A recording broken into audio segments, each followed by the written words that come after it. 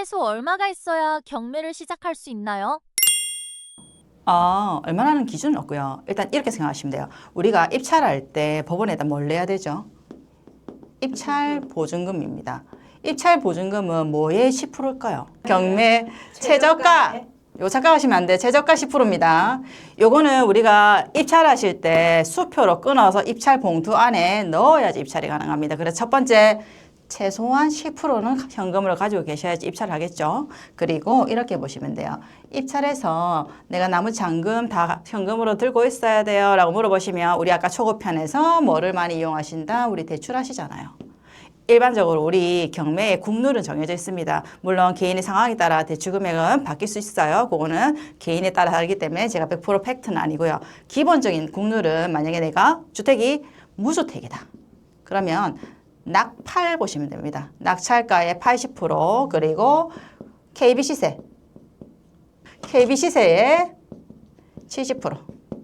낙팔 K7 이렇게 부르시면 되거든요. 그래서 이때까지는 최대 대출 한도다. 근데 내가 만약에 나 주택이 겁나 많아요. 1주택 이상 다주택자다 이러시면 또 낙팔입니다. 동일하죠. 근데 단 뭐다? KB시세 60%입니다. 근데 두 중에 이거는 최대 대출 한도고요. 요거 두 개 삐까삐까 비교해서 은행이 많은 걸로 줄까요? 낮은 걸로 줄까요?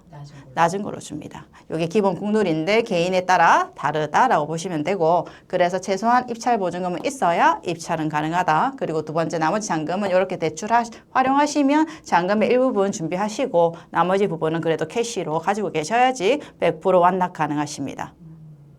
시세보다 얼마나 싸게 써야 낙찰 확률이 높을까요?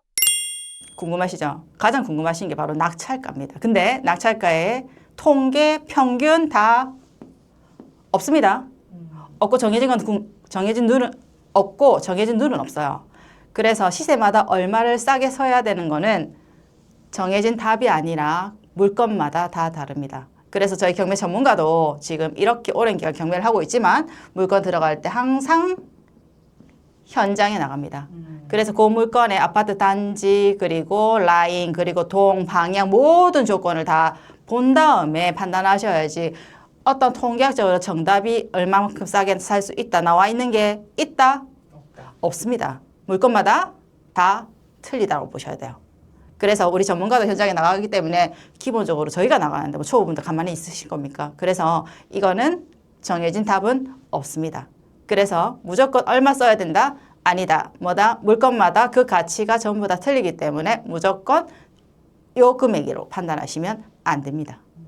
낙찰 받으면 법원에 내는 낙찰 대금 외에 추가로 드는 비용이 있나요? 대금에 우리 경매라고 해서 일반 매매는 틀린 거 크게 없어요. 우리가 일반 매매하실 때 늘 예를 들어 볼게요. 일반 매매 부동산 매매하러 가시면 요건 매매니까 뭐 들어갑니까? 취득세. 취득세. 또 뭐 들어가요? 취득세 말고 뭐 등기하실 때 뭐 법무사 비용 이렇게 뭐 쓸게요. 법무사 비용 조금 들어갈 거고 그다음 뭐 부동산 소장님 통해서 거래하셨으면 뭐 복비 나갈 거고 이사비. 이사 준비하셔야 되니까 이사비 정도 나갈 거고 똑같아요. 매매는 잘 알고 계신데 우리가 경매라고 해서 뭔가 비용이 더 발생한다라고 착각들을 많이 하시는데 똑같아요. 우리는 경매도 뭐다? 법원으로부터 매입한 거니까 취득세 발생합니다. 그리고 저희가 등기 말소 이전 설정해야 되니까 똑같이 법무사 비용도 발생하세요. 그리고 저희 전문가를 통해서 거래하셨으니까 당연히 저희 수수료 뭐 복비라고 하죠. 이런 것도 금이 발생하시겠죠. 근데 우리 경매는 첫 번째 장점 알려드릴게요. 우리는 매매보다 싸게 사죠. 무조건 싸게 사죠. 그러면 우리 취득세는 매매가 기준이지 않습니까? 네. 그래서 우리 경매는 일반 매매보다 취득세도 훨씬 세이브됩니다. 그렇죠? 그래서 내가 이것만 싸게 사는 게 아니고 세금도 싸게 낼 수 있다.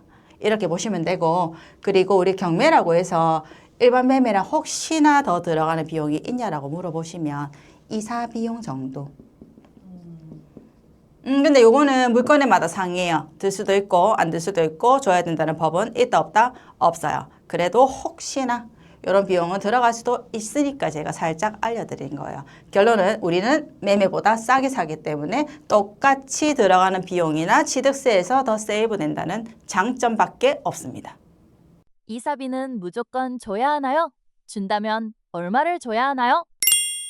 이게 턱없이 이사 비용을 안에 뭐 점유자 계신 분이 뭐 1,000만 원씩 달라는 유튜브 영상들 많이 있죠? 아닙니다. 그렇지 않고요. 보통 이사비를 줘야 된다는 법은 없습니다.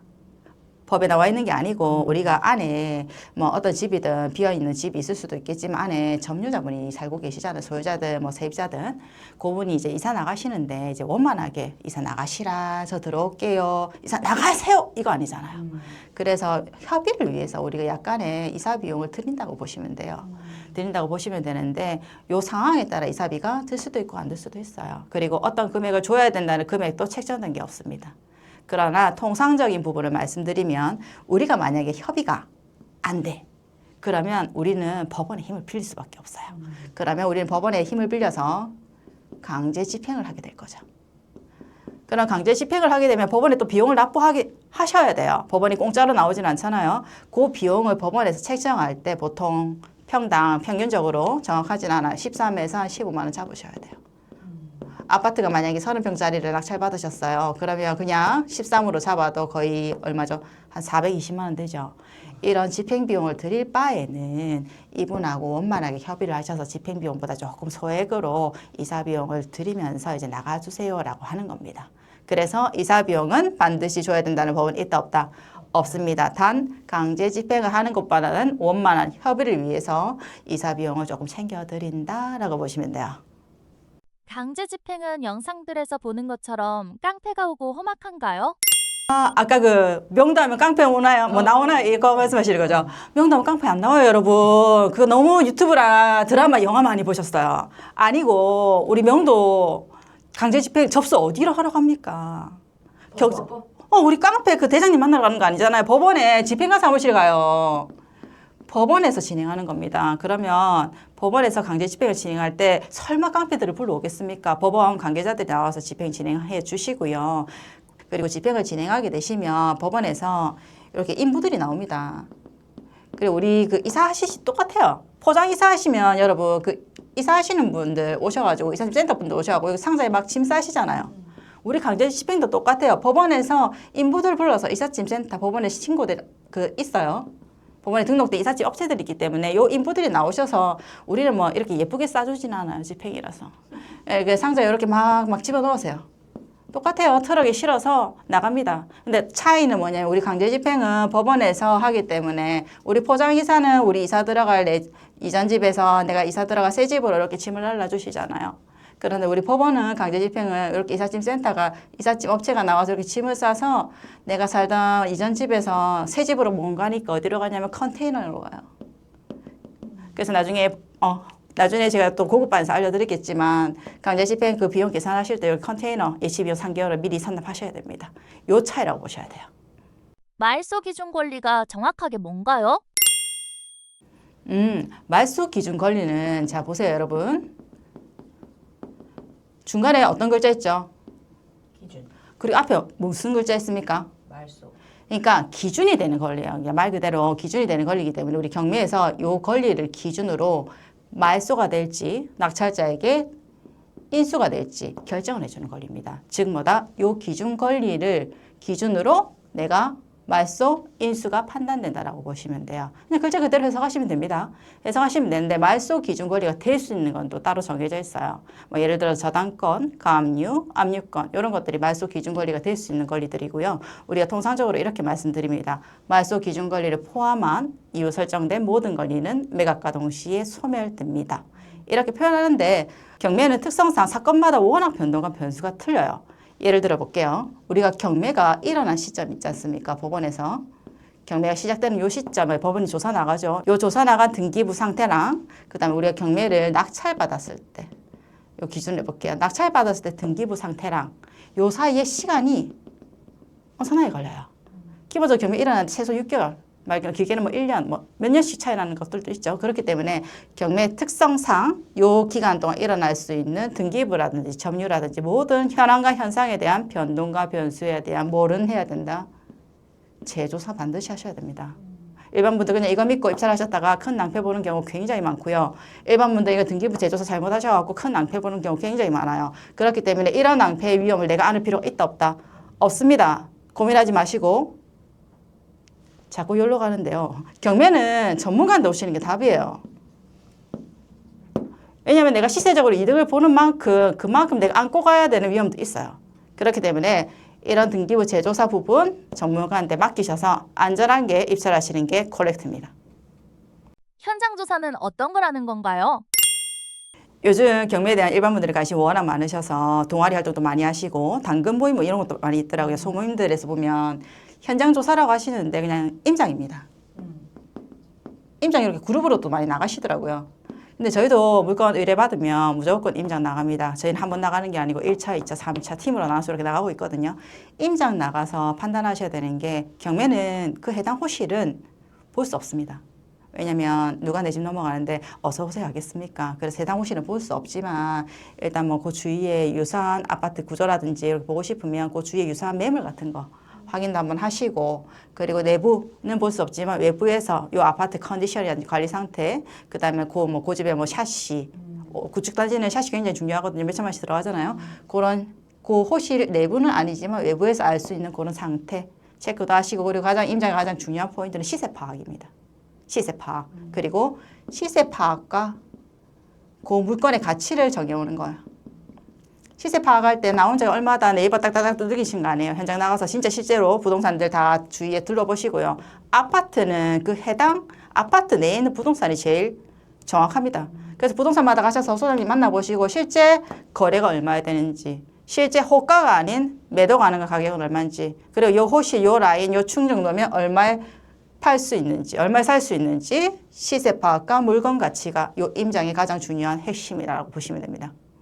초보자가 절대 입찰하면 안 되는 위험한 물건은 어떤 건가요? 있어요. 많이 있어요. 정말 조심하셔야 됩니다. 요즘 최근에 그 젊은 분들이라든지 개인분들이 투자에 관심을 가지시면서 경매장에 정말 많이 오세요. 근데 반대로 최근에 경매 재매각 사건 정말 많아요. 그게 왜냐면 일반 분들이 뭐 권리라든지 안에 점유 현황을 정확하게 조사 안 하고 입찰하셔가지고 결국에는 잔금 못 치고 내 보증금은 뽀롱 날아가고 법원이 가져가요. 안 돌려줍니다. 그런 사건들이 굉장히 많아요. 그래서 그렇게 하지 마시고 일단은 절대로 입찰을 하시면 안 되는 물건 첫 번째 뭘까요? 안에 임차인이 계신 거예요. 계시는데 보증금 인수해야 되는 경우. 즉 쉽게 말씀드리면 흔히들 일반적으로 아시는 용어 대항력 있는 임차인이 계시는 경우입니다. 그러면 그 보증금은 내가 대항력이 있기 때문에 인수해야 돼요. 그러면 물론 입찰을 해도 되는 경우도 있지만 금액 낙찰가 산정하실 때 주의하셔야 되겠죠. 그리고 절대 입찰을 하시면 안 되는 두 번째 물건. 많이들 알고 계시는 건 이거고 두 번째 알고 계시는 거는 그냥 제가 요거 할게요. 유치권. 유치권 있는 물건들을 잘 조사하셔야 돼요. 근데 일반 분들이 왜 제가 이걸 2번으로 언급해 드리냐면 경매 조금 학원 다니시다 보면 학원은 이슈성 물건들을 많이 강의를 합니다. 그래서 유치권이라든지 지분 경매를 많이 추천해요. 근데 일반 분들이 관심을 가지기엔 좋은데 금액적으로 싸게 잡으실 수 있는 경우도 많은데 그만큼 풀기 어려워요.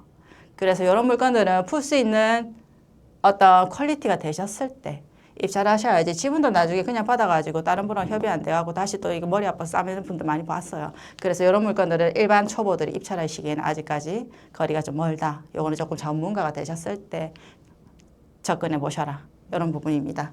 그리고 대항력 임차인, 유치권 지분, 그리고 세 번째 뭘까요? 매매약 가등기?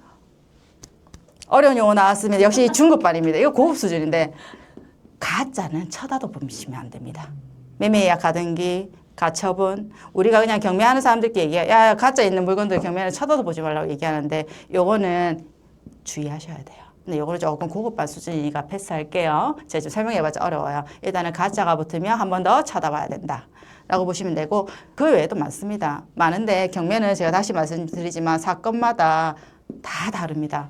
다 다르기 때문에 일반 분들이 입찰하셔야 되는지 안 하셔야 되는지 판단하시기에는 모든 경우의 수가 너무 수백 수천 가지예요.